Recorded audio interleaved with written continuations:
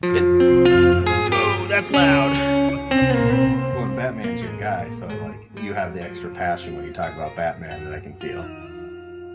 Well, I'm excited about. I don't know what happened or where I missed this, but there are a few, and I'm just gonna say there's few, like maybe only like 10, like pivotal like DC books that are available on Comixology Unlimited. They just dropped them.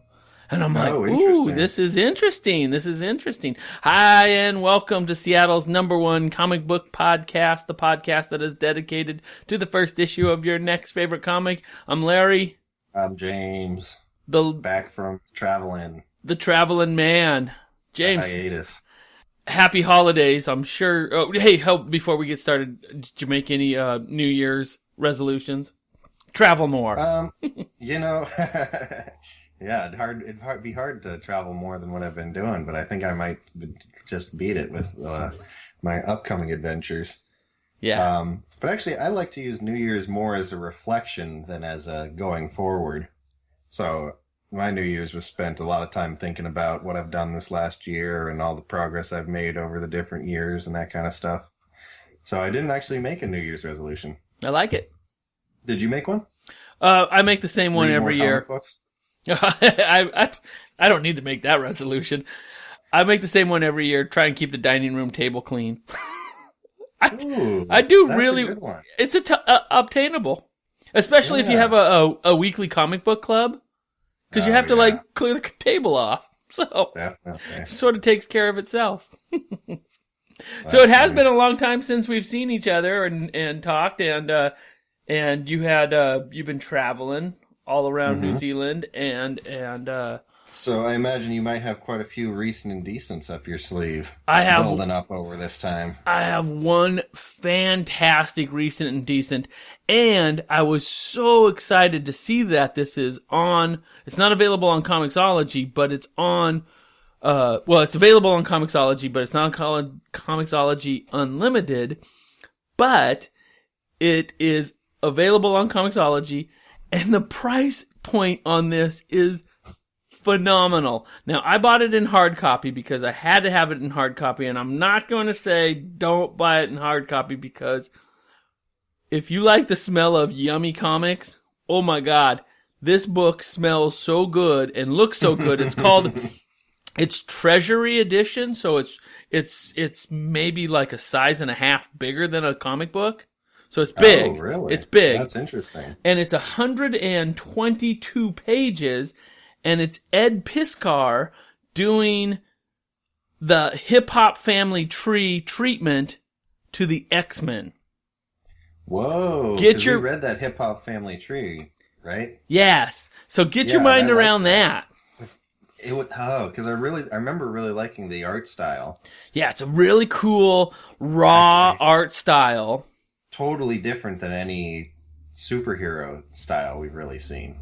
But Ed Piskar is a superhero guy, and the back matter in this is just his like dream come true. And there's lots of photos of him as a little kid playing with his X-Men toys, and some of his early drawings, tons of early drawings, and basically what it is it's Cliff Notes of X-Men history. Now there's two volumes of this. I've read the first volume, and we'll have to just do a full on show of this first volume.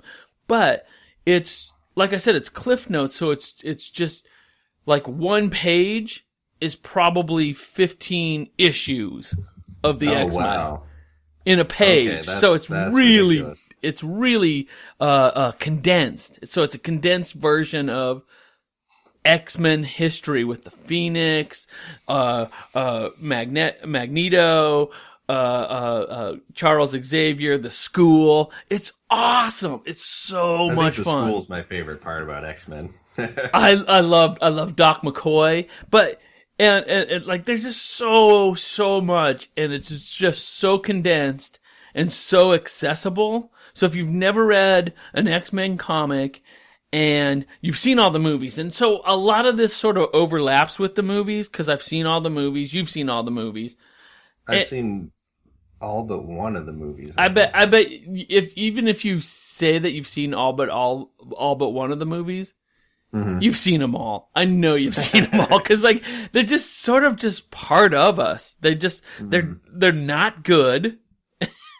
I don't think some of them were pretty good. Well, the last one, The Last Days or something, that was pretty good. I like that one. I liked the Wolverine centered ones. Yeah, the Wolverine centered ones. The Jean Grey one was good. Yeah, so we've watched them. They kind of didn't age well. You'll see them on FX once in a while. But exactly. But this book, it's so magical, and I have to say, for $5.09, I paid $30 for the hardcover Treasury Edition. But for $5.09, you cannot go wrong with X-Men Grand Design. Ed Piscar written and drawn, and 122 pages. And I didn't read it because it was just like, wow, this is what comics used to be like. But there's a Stan Lee and Jack Kirby X-Men story in the back that looks so cool, but man, there are word bubbles with like 4 paragraphs in each one. Well, it's a good way to learn about the world if you're just a newbie. That's what appeals to me about it. Oh, get it. $5.09. It's the best money you're gonna spend. Nice. It's called X-Men Grand Design. All right. Well, and we're reading an X-Men book tonight. Our current X-Men, Avengers and X-Men. Now we read 22 pages of this, right? Well, Larry, I got to admit, I actually read a little bit more. All right. So I read 2. Good. It's fun, huh? Right? I read 2 fights. Okay. So get us started, James, because the first pages of this. The question and answer section is really fun. What is this book all about? Oh, well, I was going to do the, whatever the Comixology thing says. Oh, you bet. But I didn't, I got to pull it up here just a second. Unless you want to start with that question and answer stuff. Well, the question and answer is, what is this book? It's verses. Number 1, the fightiest book you've ever read. And so that's exactly what it is. It's just fight after fight after fight. And this is available on Comixology Unlimited, free. And I think there are maybe 12 straight up fight after fight after fight. And the first ones are... Well, the first one... Well, shoot. What is the first one? First one is... the Invincible Iron Man, and I love that title because Iron Man just doesn't do it here. Invincible versus Magneto. Wait, Larry, did I read the wrong book? Avengers versus X-Men? Avengers versus X-Men. Who wrote this? This is Jason Aaron and Andy Kubert art on the first fight, and the second fight is Thing versus Namor. You might have read the big... I think I read one. It's Jason Aaron. Well, it says Jason Aaron, Brian Michael, Ed Brubaker, Jonathan Hickman, and Matt Fraction. And I was like, geez, that's like the best. Jason Aaron and Jonathan Hickman on the same thing? Oh, so you read the main...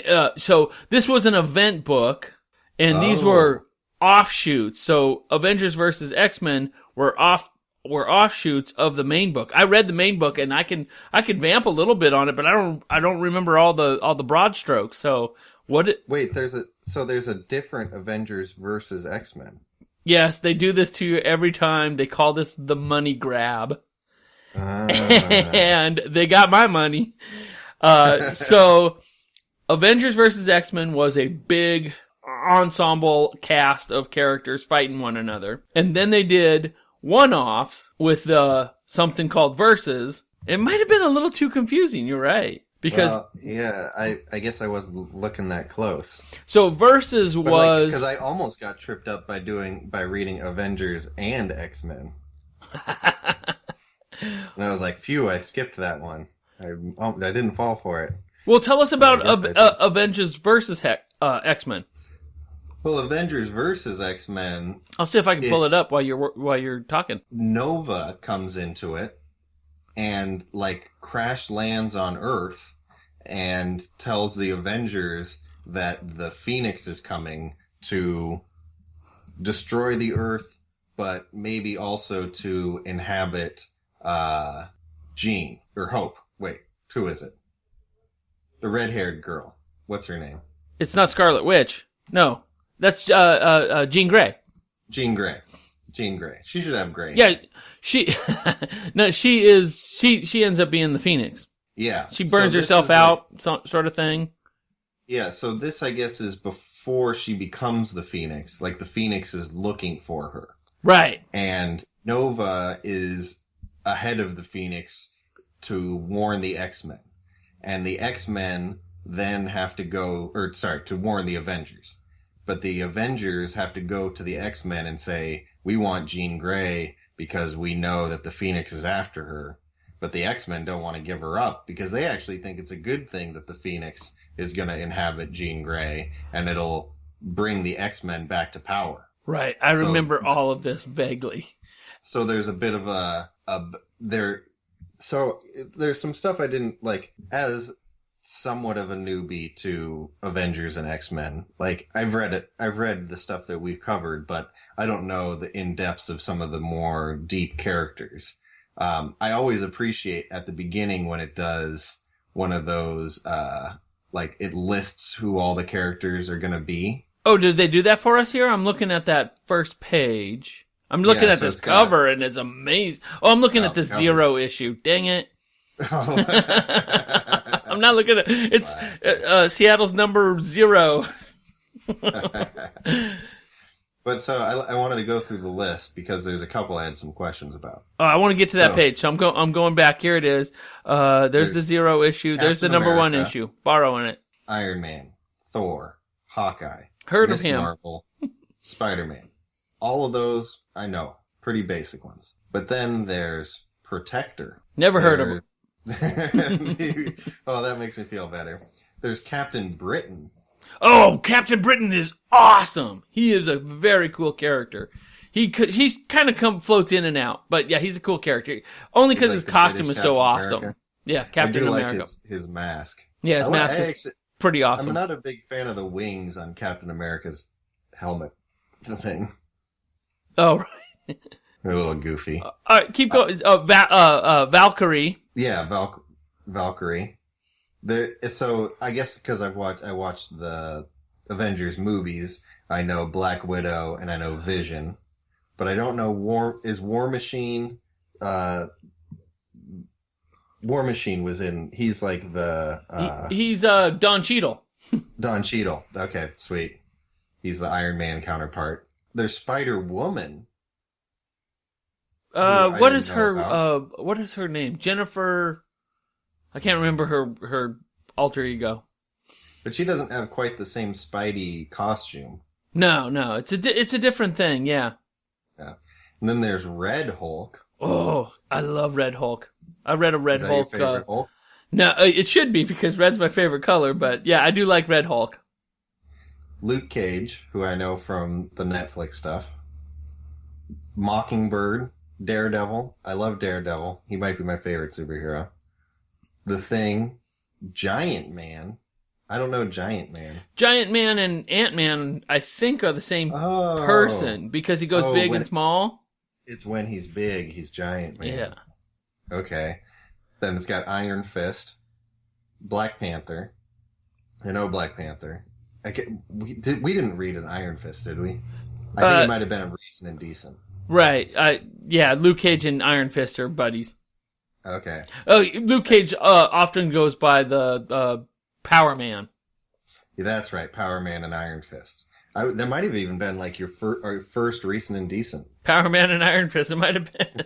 And then Wolverine and Beast are like on the line between Avengers and X-Men. I guess they kind of bridge the gap.